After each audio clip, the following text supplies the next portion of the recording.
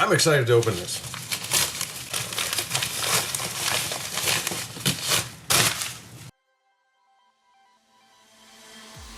So a few days ago, a company called FiFine Technologies reached out to me and wanted me to review their Wireless Lavalier Microphone. So that's what I'm going to be unboxing today. So first, before I do my review, let's see what we get inside the box. Okay, as we step into the actual unboxing of this video, I will note that I am recording all audio with the headset that this wireless microphone comes with. So here we have the white box. It's kind of nice looking. Nothing overstated about it, just their logo on the top, a barcode on the back, but not bad looking at all. We lift off the first protective piece of foam, and in it we have a welcome message from the company itself, written in Comic Sans, odd choice, and the user manual, which looks like it has a good bit of useful tips on how to use this thing, but I'm just gonna toss that out like most people. And the first thing that we open up and find is the headset itself. Now this would be used mostly for presentations, or if you're trying to do an event and want live audio amplified. And at the very end of the wire you see the 3-pin socket. Next, in this little baggie comes the actual mic that I think most people are interested in. This is definitely what interested me, was the actual lav mic with the pop filter and the clip. Now this is excellent for hiding in jackets or anywhere else you want to hide a microphone and don't want it to be clearly visible. Now the first impressions I had when I held this receiver was just how ridiculously light it is. It is crazy light, and the plastic is a very kind of chintzy material, but that's not a terrible thing, because this is going to be hanging off your camera. It does not have a clip on it or a mount for your camera, so it just kind of hangs out the audio jack. So for something that's light, it's definitely a better idea, because you don't want it pulling on your 3.5 millimeter jack if that's what you're going to be using. Next, we have the actual transmitter, which has this very lovely antenna sticking out the back of it, and it's also incredibly light. On the top you have a channel changer. In the front you have the on and off switch.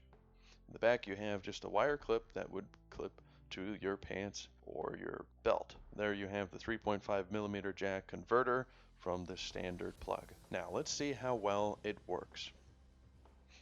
So setting up, it's pretty easy. You just put the thing, clip it wherever you want, and then run the wire down. Plug it in the top of the transmitter. Make sure it's on at both ends, and that's pretty much all you need to do. You may have to play around with the channels in case there's other interference, but typically there shouldn't be.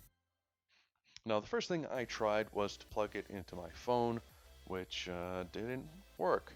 I guess my phone didn't recognize it as a external mic, and that's probably more just the recorder on my phone. It is a good one, but could be just a problem there. The next thing I wanted to try was the range and how well it did in outdoor environments. So let's see how well it did there. And we have audio, just like that. I've got the microphone tucked away in my shirt. I have the microphone at -12 decibels, and it's an extremely windy day, if you can't tell already by my hair flapping around, but yeah. Let me be quiet for a second.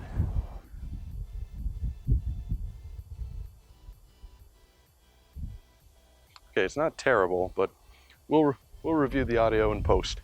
Online, it says about 40 to 75 feet. Well, let's test that, especially because I want to test to see how good the quality is at those ranges. So right now, I'm about 8 feet away. Let's go 25 feet. This is approximately 25 feet. Let's go 50. Here we are, about 50. Let's take it a little bit further. All right, approximately 75 feet away.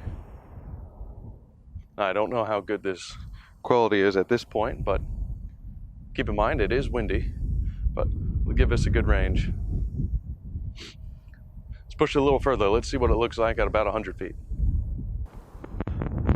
Now I'm at about 100 feet, and that's a corky.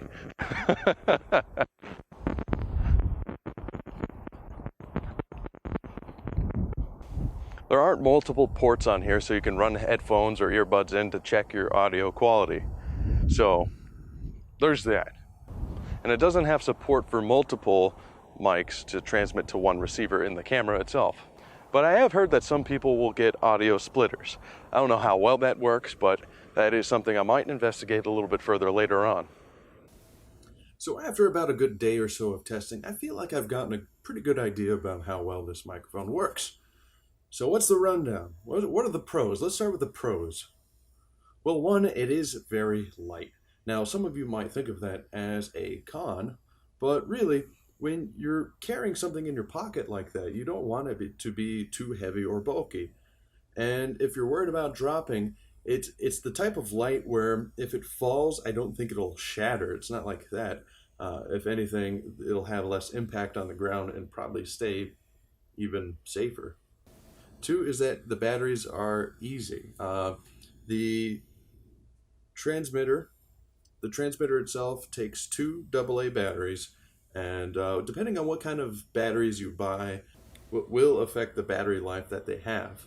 So if you buy a nice quality batteries, they'll last a long time. I just put batteries that I had in my Xbox controller already and had been using for quite a bit that were not very great batteries, and I still have an almost full battery indicator on them, and I've been using it pretty well. So I think the battery life is actually really good on them. It did say that it comes with batteries, and it didn't. So when you order it, make sure that you get those. And the receiver does take AAA, so it's AA and AAA, so make sure you also have those. And besides, it's a good idea to always have extra batteries in your camera bag at all time anyway. And three, I think it's very easy to use this thing. It's basically, you just turn it on both the receiver and the transmitter, make sure it's plugged in, and you're good to go. It's already doing its job. There's no setting up anything. There's no fiddling around. Well, there is a little bit. The microphone, I noticed, was very sensitive when I plugged it into the camera, so I had to put it at minus 12 decibels in order to have good audio. Otherwise, it was like just peaking and cracking, and it wasn't good. So you will have to adjust the audio, but that's fair. I mean, I think everything you have to adjust the audio anyway. What are some of the cons? Well, keep in mind, as it was a $35 microphone, so the quality wasn't fantastic. It was good for, well, let's back that up a little bit. Who is this microphone for? Well, it's originally designed to be used as a live event microphone, whether you're directing some sort of conference or speaking at some sort of venue or something like that. That's what it's originally intended for, because without the adapter, it just plugs straight into an amplifier. Real simple, just easy like that. And that's what it's really designed for.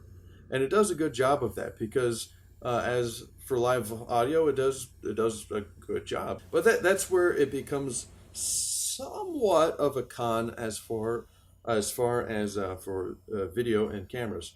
Unless you're just doing some sort of review video or some sort of light documentary, student film, or anything, the quality has to be played with a lot for it to sound good. Again, I'm not trying to knock it, but it is a cheap headset, so it's not going to be super bassy or punchy or super clear. It is slightly muffled, slightly tinny, and it sounds like a really high quality phone call. And when I was recording the audio for the unboxing segment, when I was testing out the audio to straight to the computer, there was a little bit of interference. I believe it was from my computer. So these are things that you have to keep in mind when working with it. It is UHF, so UHF I think has a little bit more interference with radio, but for the most part I was impressed with how clear it was. If you're good at editing sound, you should be able to get the sound to where you want it to be. Therefore, if you are starting out a YouTube channel, if you're starting out making films and you need something to start with, I think this is a great microphone to buy for that, because it'll get you to where you need to be. With a little bit of cleaning up in post, you can get decent sounding audio. You can get some decent sounding sound. I've got to learn to English a little better. But that's just it. As far as entry level goes, I'm impressed, and I think I'll even be using it a little bit more myself. It especially shined outside. Things that my normal shotgun mic usually depend on when I'm outside and I'm not super close to the camera. I think in my last video I posted, I was up on a roof and there was a lot of wind that got in the way and made a lot of the audio a little bit hard to hear, which isn't good. But with the lavalier mic, you could be far from the camera, and since it focused mostly on the sound that's around it, it will do a much better job at that. And being hidden under a coat, it'll protect it from wind and other noise. So it has a good use, and it's definitely something that a starter content creator would do well to have. And keep in mind too that a lot of times the professional versions of these microphones run to be 10 times the cost of this one. So if you keep in mind the value that you're getting and what you really need it for, that will help you make a decision on what you need. So for 35 bucks, what do I give it? I'd give it a 5 out of 7 dolphins. Well, anyway, guys, thanks for watching, and thanks to FiFine Technologies for sending this out to me. I really appreciate it. I enjoyed using this microphone, and I'd be curious to try out some of your other products in the future. I've got my eye on you guys. Anyway, that's it for me today. I need coffee. I just got sent a free coffee voucher to Dunkin' Donuts, so think I'm gonna go